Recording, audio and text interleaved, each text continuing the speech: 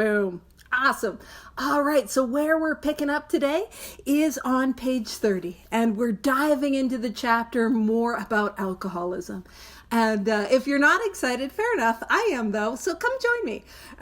More about alcoholism is going to give us a lot of very vital step one information.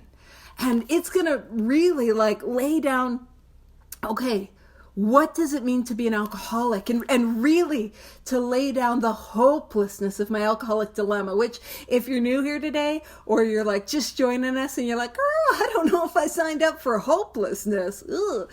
What I promise is that when I see the hopelessness of my predicament, I'm able to grab a hold of the hope that is on offer.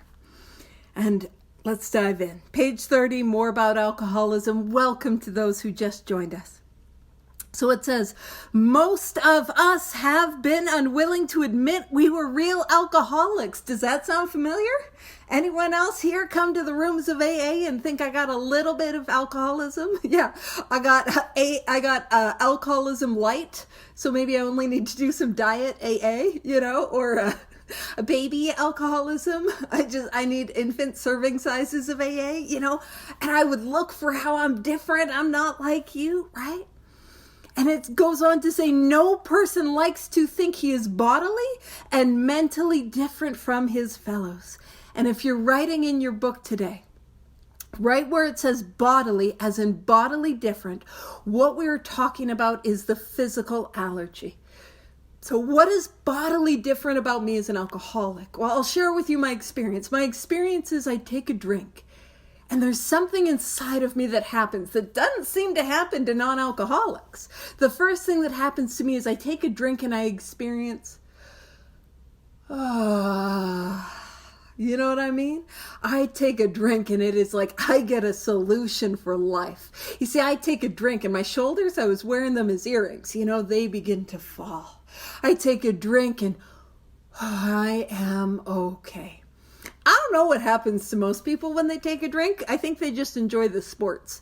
Or they don't enjoy the sports, depending on what sports teams they're following. Fair enough. I'm not commenting on anyone's sports team. I'm glad you're here. Go sports. But the thing that really makes me different is I take that drink, I get that relief, I get that release. And what do I experience? I experience it's like a little switch that goes off in the back of my head and it tells me more. And the more that I drink, the more that I need to drink. See, I don't know about you guys, but I take a drink and it's like I get thirstier. I talk about how I take a drink and it demands a second.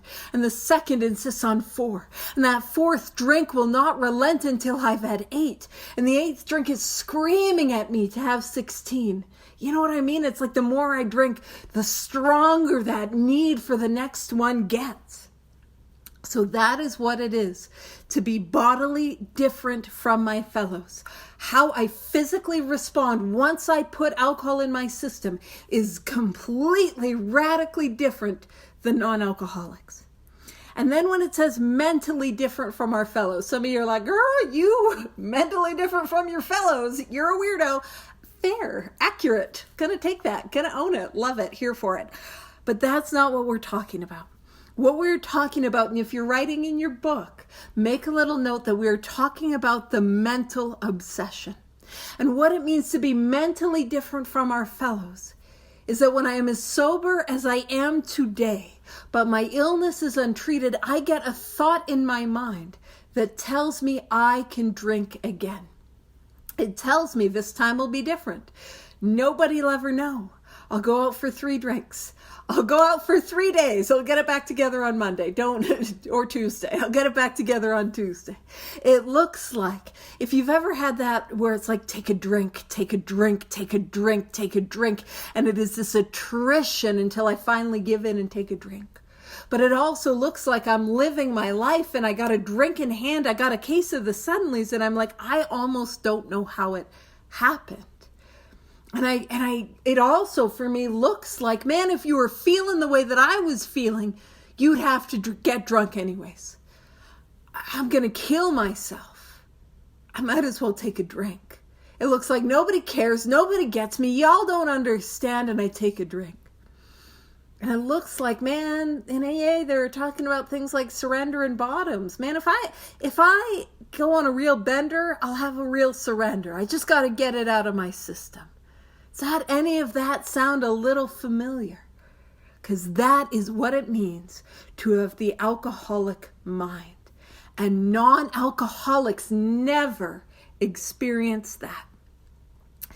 And so that's what we're talking about. Physical allergy, mental obsession. So we don't like to say that we have those things. And if you're like me, you're going to think about that time back in 1992 where you had 3 drinks and didn't piss your pants. Because that was notable for me. I'm like, dry pants and everything. See, I'm not an alcoholic. I'm not like you. Or you think of those times where it's like, well, I don't know if I have that mental obsession because I was able to stay sober for 1 month, 2 months, 3 months, 4 months. I stayed sober for a year or more. This is how I'm different. And I'm always looking for the way that I don't belong and the way I don't fit. And there's something about us. No person likes to admit he is physically or mentally different from his fellows. And it says, therefore, it is not surprising that our drinking careers, anyone else make a career out of it? You know what I mean? Like, I was, you know what I mean?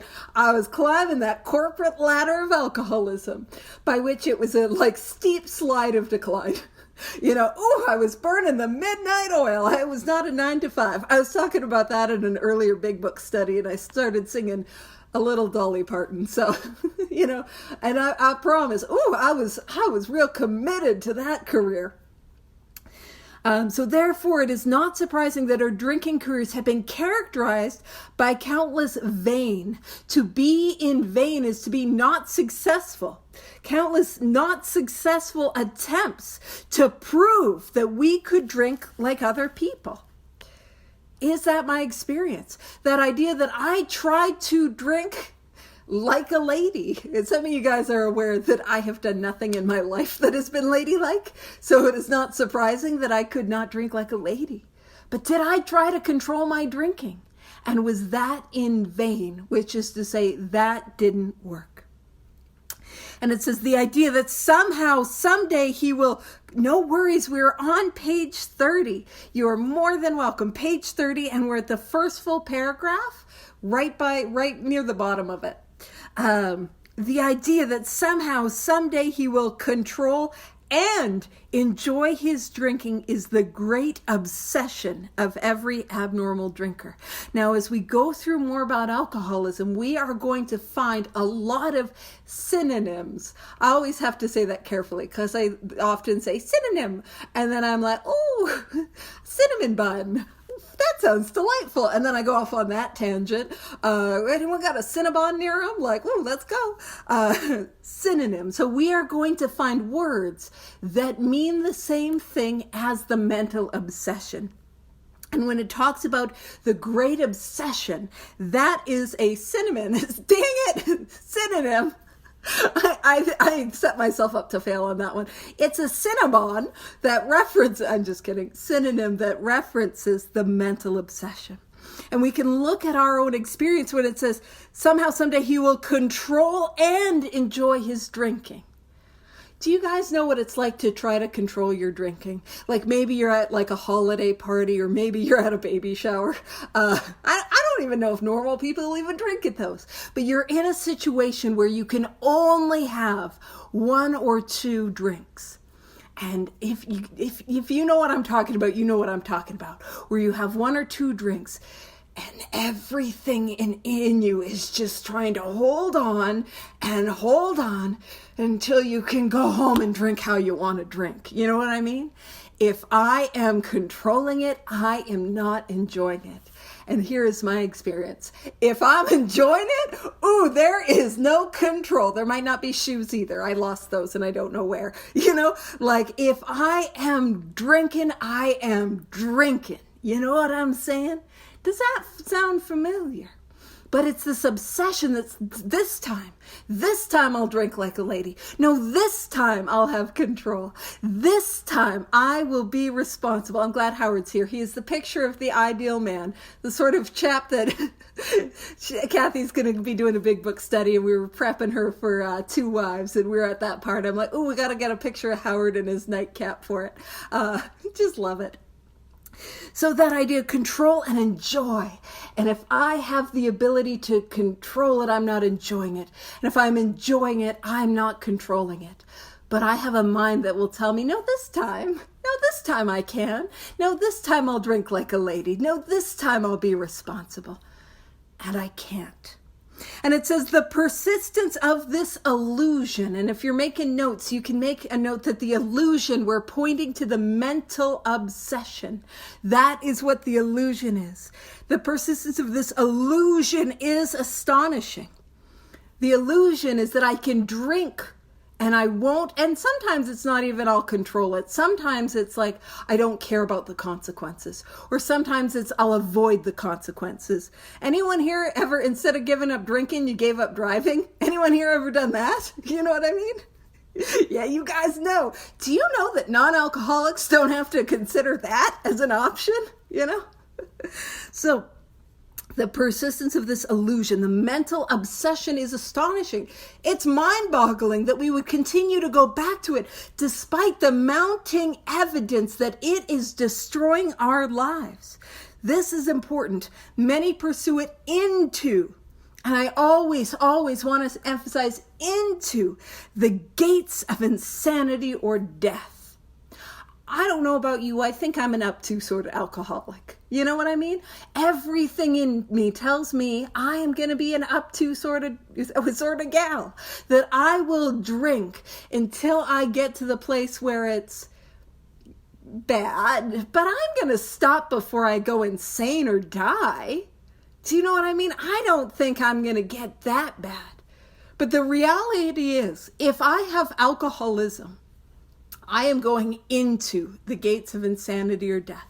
Whether I think it or not, whether I believe it or not, whether I think I'm the exception or not, I am going into the gates of insanity or death. That is the only destination for alcoholism. It is a runaway train, and a train can only go on its tracks. I am going into the gates of insanity or death. And you know, the problem with gates, and we talk about gates, we were talking about last week, our guy, I was going to say Throckmorton because I have the shirt, Ebby Thatcher, but no, it's Roland Hazard. Roland Hazard met with Carl Jung, and it spoke about how the gates of hell closed on him with a clang. Those gates don't open. Those gates don't swing both ways. Do you know what I mean? Into the gates of insanity or death. And that's what I'm up against. But I don't think it. I don't believe it. I think I'm the exception. I think I'm gonna take this train and I'm gonna do a Yui with it. I'm gonna pull a Yui. You can't do that with trains. You know what I mean? I think I can turn it around. But the reality is, if I have alcoholism, there's no turning it around. My only destination is into the gates of insanity or death. I was talking about this somewhere. To be honest, I can't remember where because I've been sober in Alcoholics Anonymous just a little over 15 years. And the only reason I'm telling you this is because in the 15 years, and like really in my life, I have gone to over 50 funerals in my life. And most of those funerals, almost all of them, you know, like a couple family members, but almost all of them were alcoholics, were drug addicts, were people who have the illness that we are looking at in More About Alcoholism. Most of them were under the age of 40. And not a single one of them thought they would be into the gates of insanity or death. We all think we're the exception. And man, that's something about my brain. I always think I'm not like you. And so what we got to do is we got to diagnose ourselves. And so this next line, we learned that we had to fully concede. And that is deeper than an admission. That is far more an internal surrender. We learned that we had to fully concede, fully, not, okay, I'll concede a little, fully concede to our innermost selves that we were alcoholics. This is the first step in recovery. So if you're writing in your book, you can put a little star, or you can draw whatever you wanted, actually, if you're artistically inclined. Those of you who have seen me try to do the stick man in the fourth dimension know that I might not be. I'm better at other forms of art. I don't know why I can't do the stick man well. But this is step one. And what is step one? What does it mean to get step one? Because really more about alcoholism is going to try to smash home. Oh, sorry, I have a little sticker about page 30. I'm like, do I have time to grab it? Probably not. But what we're going to do is smash home the first step. We need to smash that home. And so what does it mean to fully concede to my innermost self that I'm an alcoholic? What does that look like for me? Part of what we often hear in the rooms is this, that I can never safely drink again. And we hear that again and again and again. And what that is fully conceding that I have the physical allergy, fully conceding that I can never safely drink again, because my experience teaches me that once I start, oh girl, I don't know when I'm going to stop. But more often than not, I burn my life to the ground, right? That I need to fully concede. But if I stop there, that is not a step one experience. I'm missing a big part of this. So I'm conceding that I have the allergy, but I also need to concede that I have the obsession, the mental obsession. And what we're going to see as we go through more about alcoholism, because we're going to talk about the allergy, but we're going hard on the mental obsession. That's what this chapter is trying to smash home. The mental obsession. And for me to concede to my innermost self that I have the mental obsession is to concede that I will drink again. And we can see what not a great position step one puts us in. Because it is, I can never, ever, ever safely drink again, and I will. I will. We're putting those two thoughts together. And when I can see that, it's like, oh, I am in trouble. And that's what we've got to see. The hopelessness and the reality of the hopelessness if I have alcoholism. Another, just if you're like, oh, I'm feeling hopeless. One of the things I will say is that is good news. Only in AA though. You know, it's not good if you're feeling, it's not good if you're feeling hopeless watching your sports team, or at the like PTA or in traffic. But when it comes to AA, if I can see that I'm hopeless, man, that is good, because then I'll accept the hope that's on offer. Another way to look at step one. It's also this idea that I am fully conceding to my innermost self that there will never be a time when I cannot be fully engaged. Heck yeah. 23 to 43, heavy on the mental obsession. That there will never be a time when I cannot be fully engaged in the 12 steps of Alcoholics Anonymous. That is what we're saying. Because I know beyond a shadow of a doubt, if I stop doing this thing, I'm not going to drink right away. I'm going to be awful for a while. I am going to be miserable and insufferable. I won't think I'm insufferable. I'll think y'all are doing it wrong. Because that's what it looks like, doesn't it? But inevitably there will be an erosion and I will drink again. And here's the kicker. I will drink far sooner than I think I will, every single time. And so that's what I'm trying to see. That's the full picture of step one. And if this is kind of new information for you, like one, sorry, because it's not good news, but it's also, you can kind of see why I have this intensity. And when I talk about working with others, why I'm like, let's go hard, let's go fast, let's dive in. We don't have time to wait, because there is a ticking time bomb. You know, sometimes in the rooms we hear it's not a race. And I say nonsense. Somebody the other day asked me, what's your favorite sentence in the big book? And I like to joke that on page 31, we're going to see the longest sentence in the big book. It's a whole paragraph. But I like to also joke that it's nonsense, because nonsense, period, is a sentence in the book. Because I'm fun like that. But like, what are we trying to see? the reality of this thing.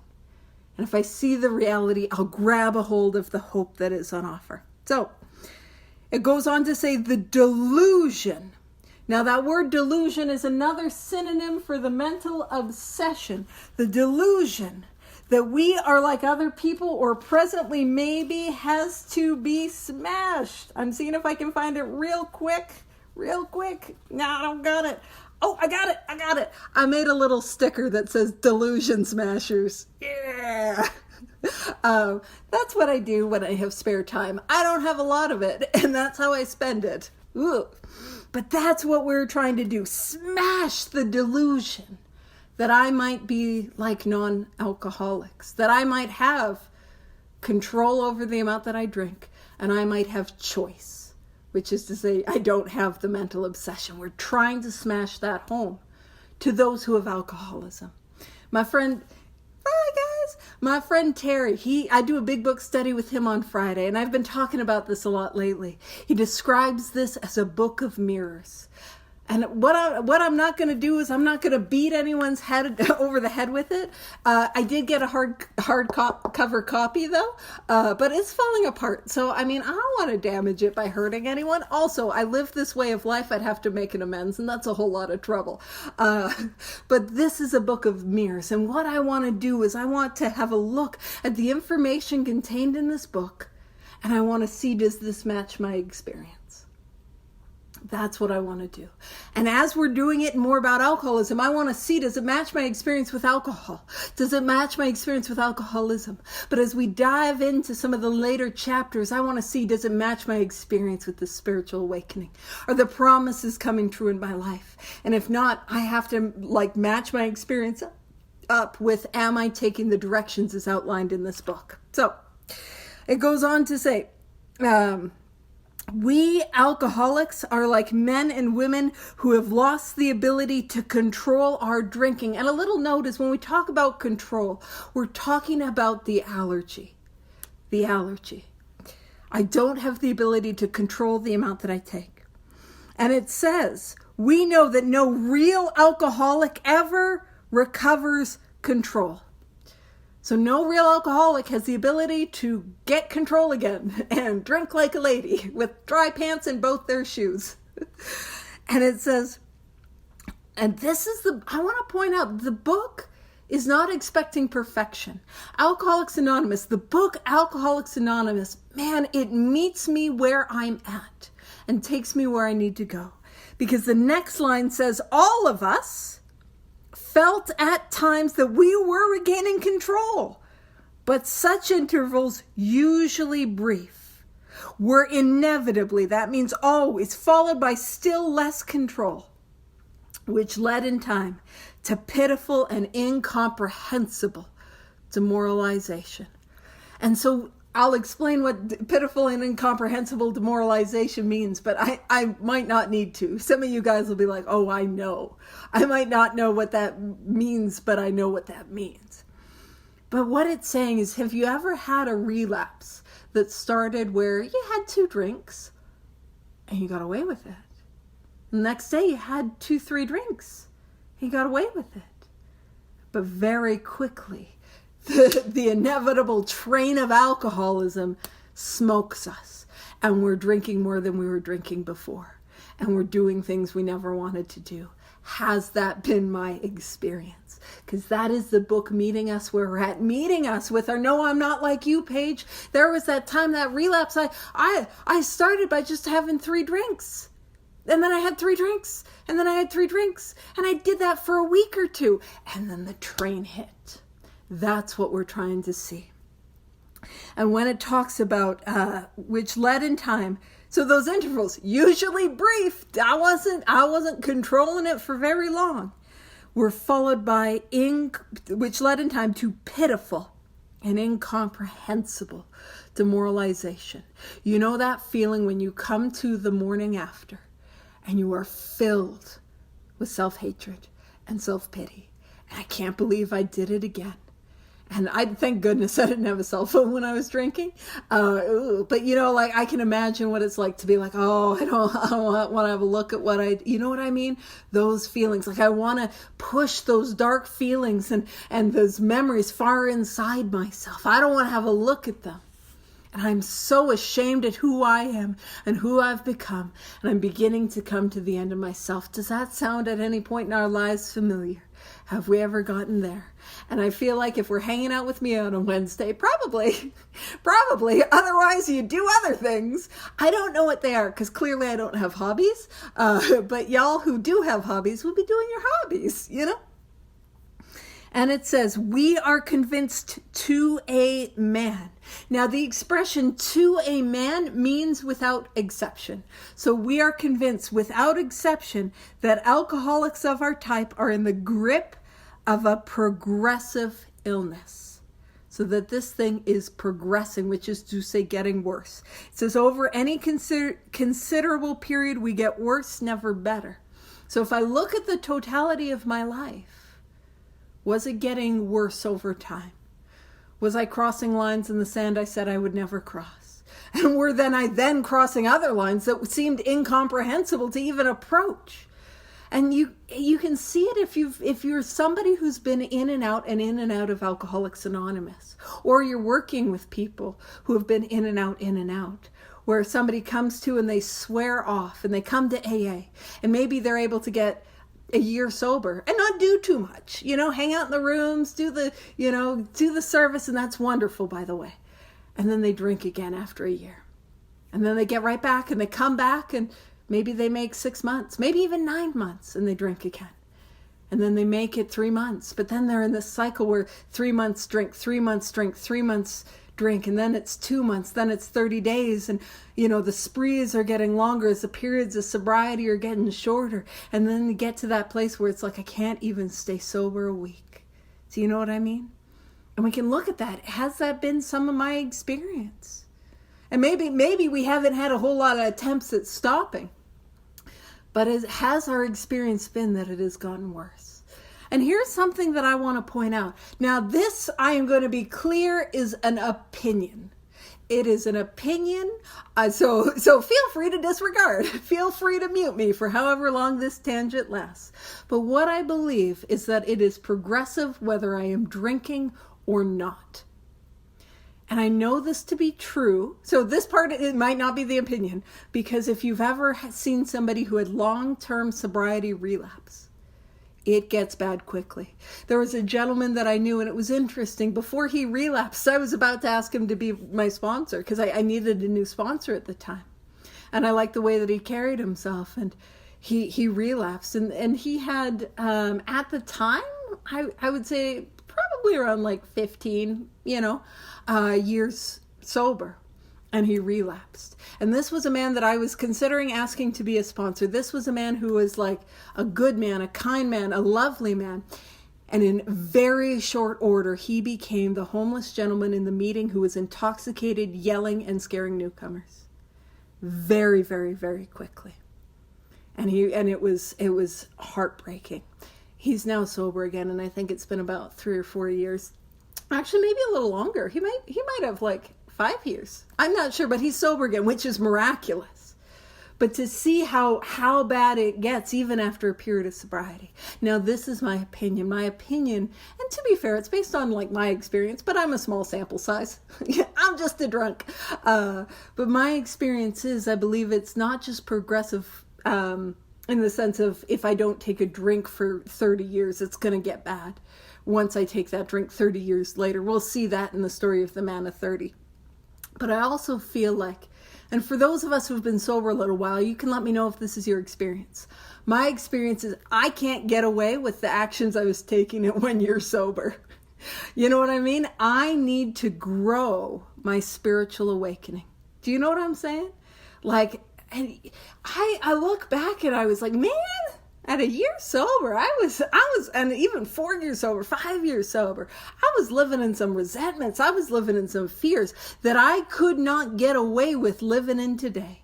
And I think there's something about how, like, the more I do this, the more my pain tolerance shrinks, which if you're new here today, you're like, girl, again, you are the harbinger of bad news. Like, ooh, don't you worry. This albatross around one's neck is now going to be the albatross of hope, which is to say, because I don't have that same pain tolerance, but I have this way of life, it drives me back to the actions of the 12 steps and back to God, which is, I promise, a blessing. By God, I mean God, higher power, creator, spirit of the universe, right? That's what I'm talking about. So this same shortened pain tolerance that happens the longer I'm sober leads me back to a deeper and more profound awakening. So it's a blessing, but it doesn't feel like it when I'm like, oh, I'm living in judgment, you know? And if you're here and you're like, I'm living in judgment and I'm comfortable judging you, Paige, absolutely, fair enough. No judgment on my end. I get it. Alrighty. And it says, over any considerable period, we get worse, never better. Bottom of page 30. We are like men who have lost their legs. They never grow new ones. And this is something that we miss because we're not in person. But when I'm at an in-person meeting, I'll be sitting in my wheelchair. And I do this joke. The in-person people don't find it funny anymore. But I'll be sitting in my wheelchair and I'll be like, wait, what? What? They don't grow back? Oh, they don't find me funny. But you guys do. So we are like men who have lost their legs. They never grow new ones. And what we often, this is one of those things that, like, if they're sick of my joke, we're all sick of the pickle joke, unless you're new and you've not heard the pickle one. And it's that joke that, you know, once you're turned into a pickle, you'll never be a cucumber again.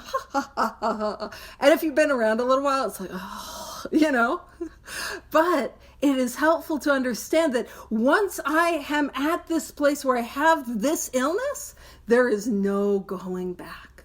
If I'm holding on to the time when, hey, in the 9th grade, I drank responsibly. Did we? It was 9th grade. But in the 9th grade, I drank responsibly. There's no going back. That's what we're saying. If I have this illness, I have this illness.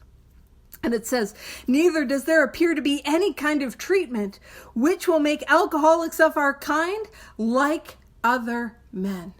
So I don't have a way to get rid of the allergy. If I have the allergy, I have the allergy. I have the allergy. There is never a time when I can safely drink again. And it says we have tried, and we can hold ourselves to this mirror. We have tried every imaginable remedy. Did I try everything that I could think of? I'll be honest, I did not try everything. I didn't do rehab. I didn't do detox. But everything else that I could think of to try did not work. And it's an interesting thing where it says, neither does there appear to be any kind of treatment which makes alcoholics of our kind like other men. Because later on, it's going to talk about how maybe one day we shall put man on the moon. And now we had some rovers on Mars that were up there so long they died, and I felt bad for the robots. You know what I mean? I'm sure y'all are more well-adjusted and didn't have sad feelings for the robots, but I did. But we still don't have a cure for alcoholism that doesn't involve a spiritual awakening. We have no way to get rid of the allergy. If I got the allergy, I got the allergy. And there's money in it, because there's enough of us for there to be money in it. I got the allergy. I got the allergy. So, in some instances, there has been a brief recovery followed always by a still worse relapse. What is my experience with that? Have I tried different things to stay sober? Always, inevitably. Now, I might have some time. I might have a year, a couple years, couple months, couple weeks, couple days. I might only make it a day if then. But I look at that period of time. And I'm trying to stay sober. And I'm trying different things. Maybe I'm trying rehab. I didn't. Maybe I'm trying detox. I didn't. Maybe I'm trying sober living. Maybe I'm trying going to the gym. I did try that. Some of you guys know I make that joke. My abs never led to abstinence, and I had some abs. Ooh, I was ripped, but I kept getting ripped, you know? I made this little like sticker design that's a bunch of the pickles, and one of the pickles says abs didn't lead to abstinence, because I think I'm funny. But is that my experience? It led always to a still worse relapse. And it says, physicians who are familiar with alcoholism agree there is no such thing as making a normal drinker out of an alcoholic. Science may one day accomplish this, but it hasn't done so yet. Still hasn't done so yet. Man, I can't imagine how like tickled Bill Wilson would be to hear about Bill, probably more than Dr. Bob, because I always think Bill's more of a scientific-y guy, and be like, yeah, alcoholics meeting around the world on a little Zoom screen. Like, I think he would be tickled by that.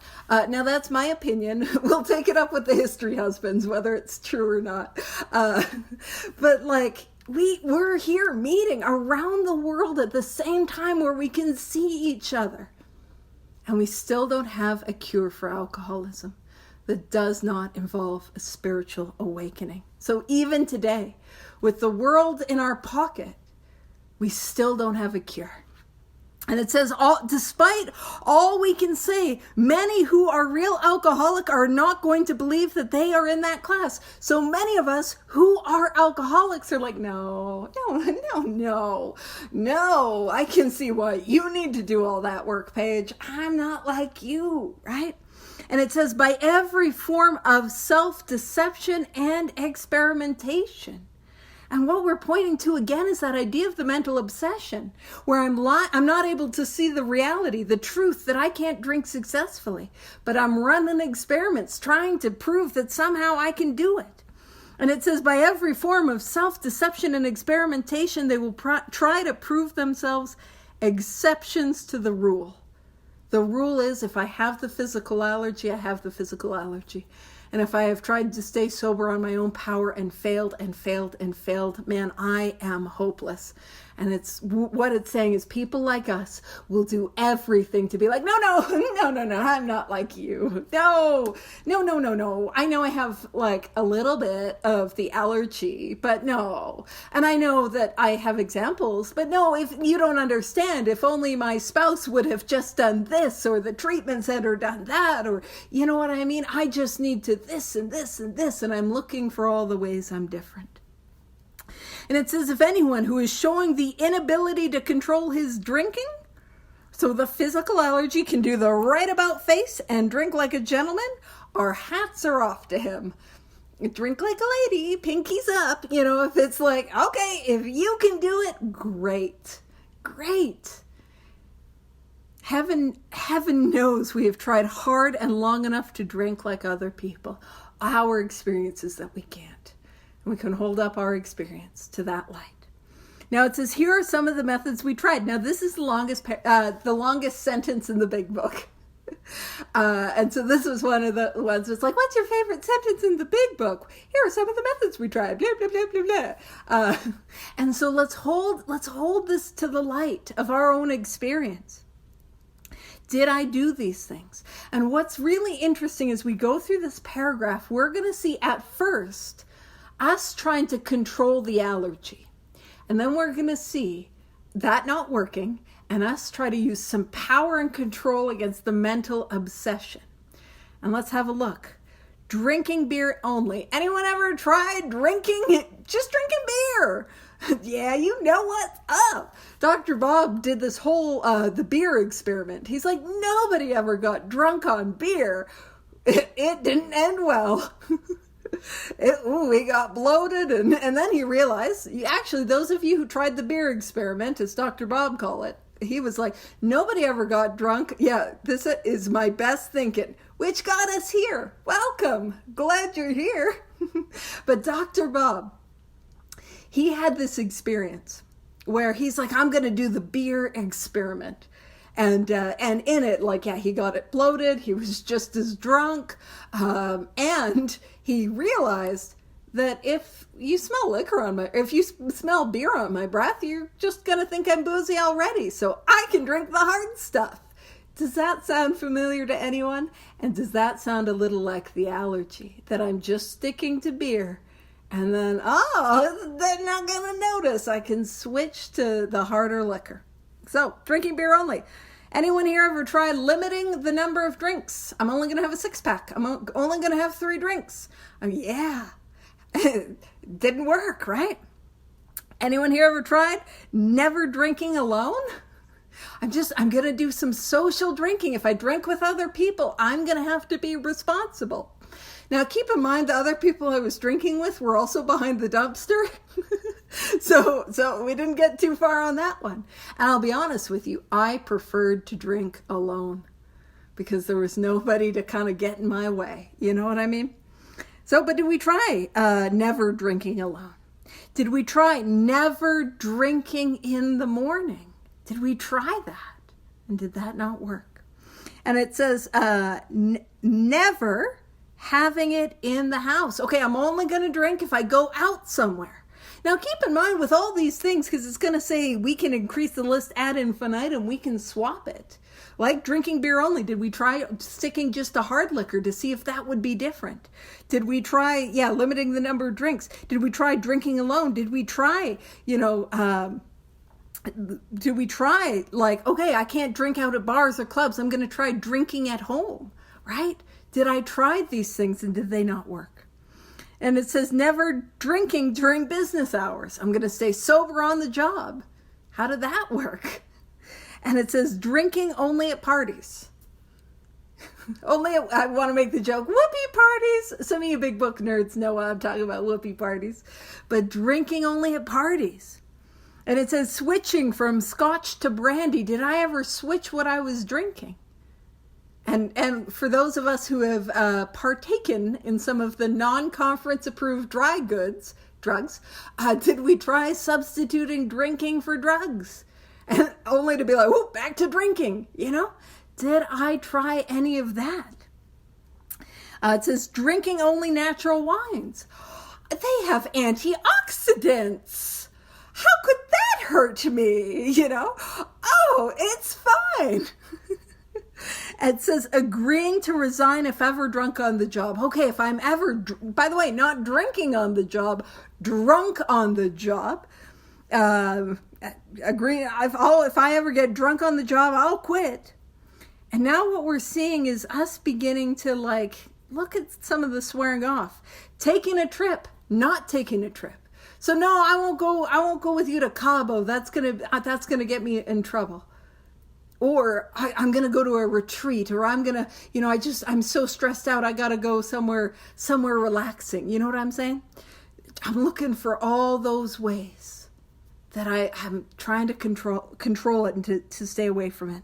And this is where we see swearing off forever with and without solemn oath. Solemn oath is like, I solemnly swear, like a deep, grave promise. I do not want to do it again.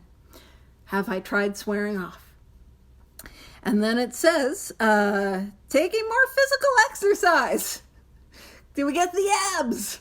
Did it lead to abstinence? Not for me.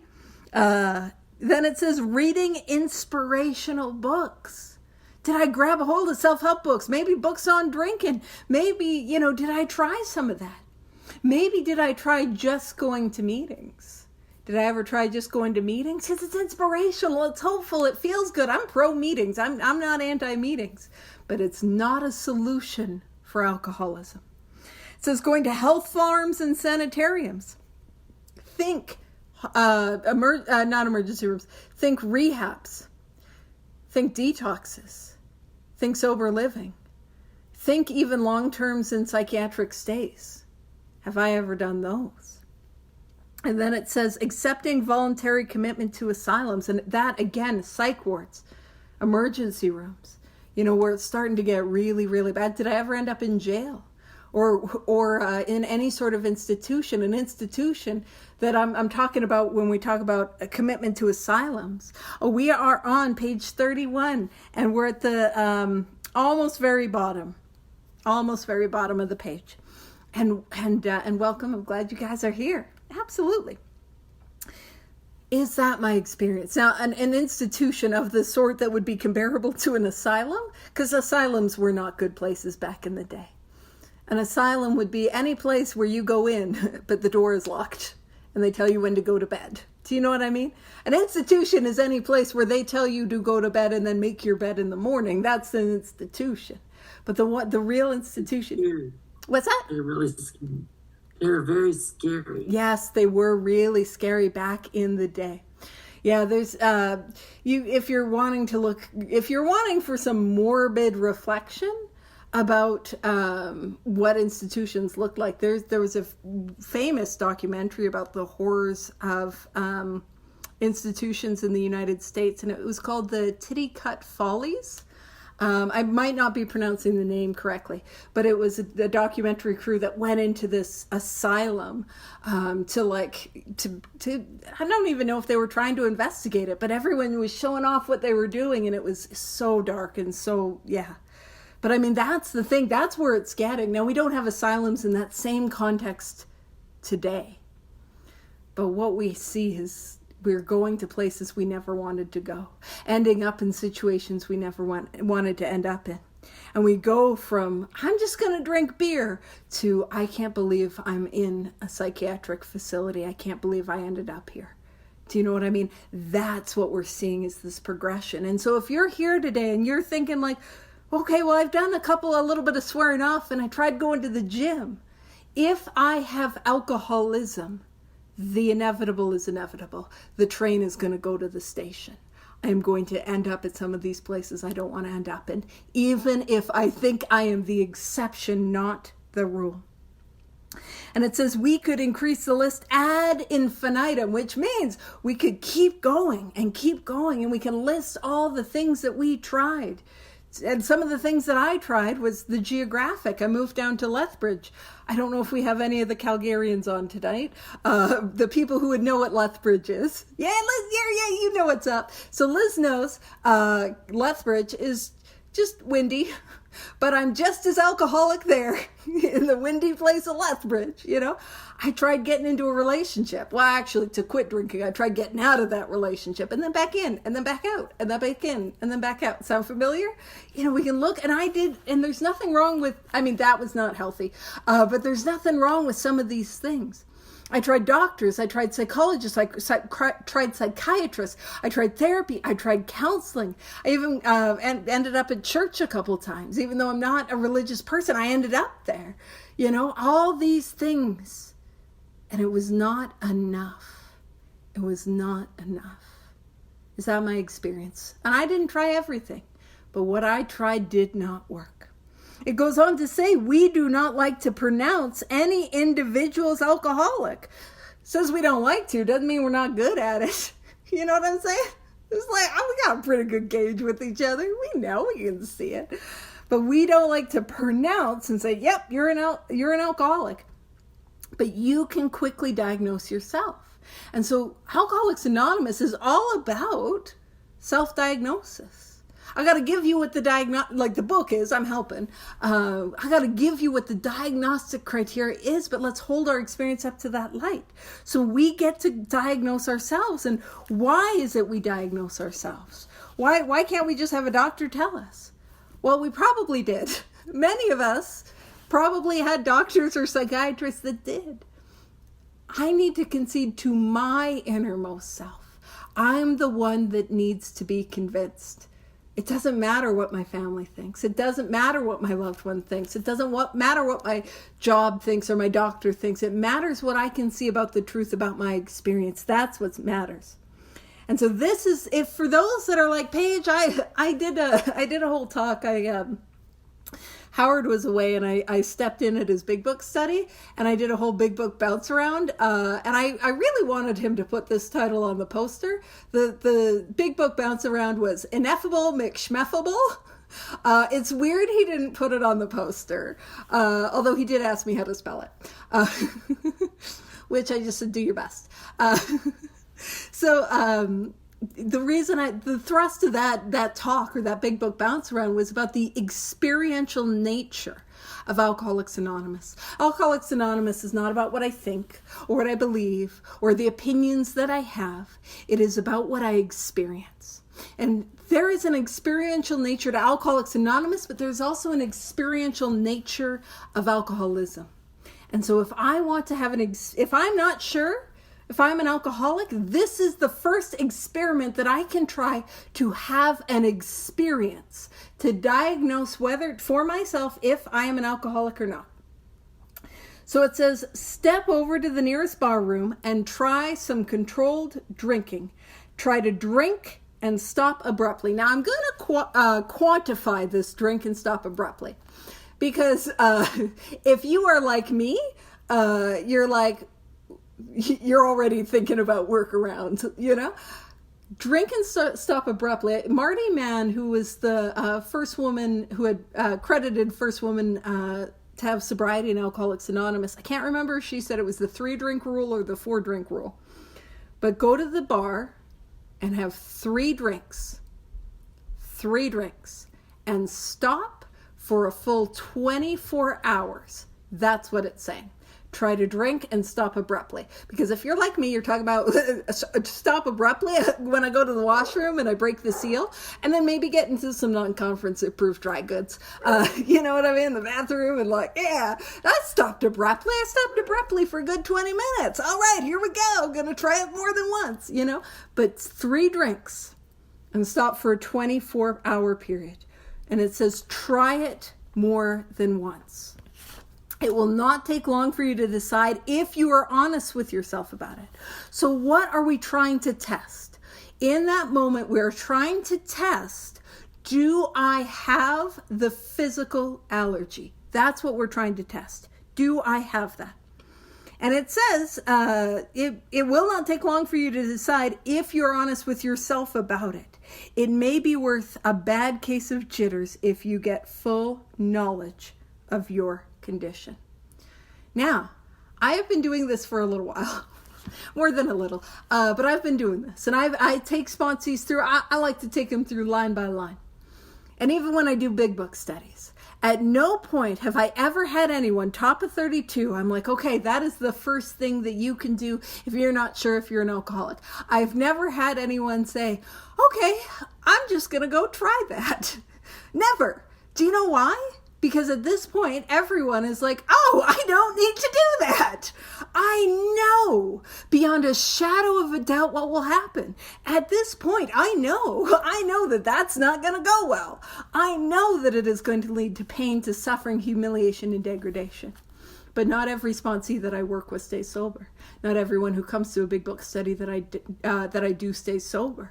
And that is the power of the mental obsession, that in this moment, we can see, man, I can't drink responsibly. You know what I mean? I can see it, that I got this physical allergy. But that is the power of the mental obsession. I will go back to it again and again and again. And you know what? I'm going to end it a little early because this is a good stopping point, because what we'll do is we'll pick up and we're going to talk about those who are like, okay, I was able to stay. You don't have to do a show of hands, but if you've ever had a period of sobriety where you stayed sober a long time, and that's the thing where you're like, oh, do I need to be here? I was able to stay sober for a period of time on my own. Do I have what Paige is talking about? Well, next week, that's what we're going to dive into. And we're going to talk about is Mana 30. I also have a sticker that I made for a friend of mine who, let me see if I can find it quickly. Maybe not. He does not like that it is called Mana 30. He preferred it to be called Carpet Slipper Guy. I don't have a horse in that race, so I made him a little sticker that says Carpet Slipper Guy. And so we're going to see what happens. And that just because I've been able to stay sober for a while, that does not preclude me from having alcoholism. So I'll leave it there and I'll turn it over to Vivian.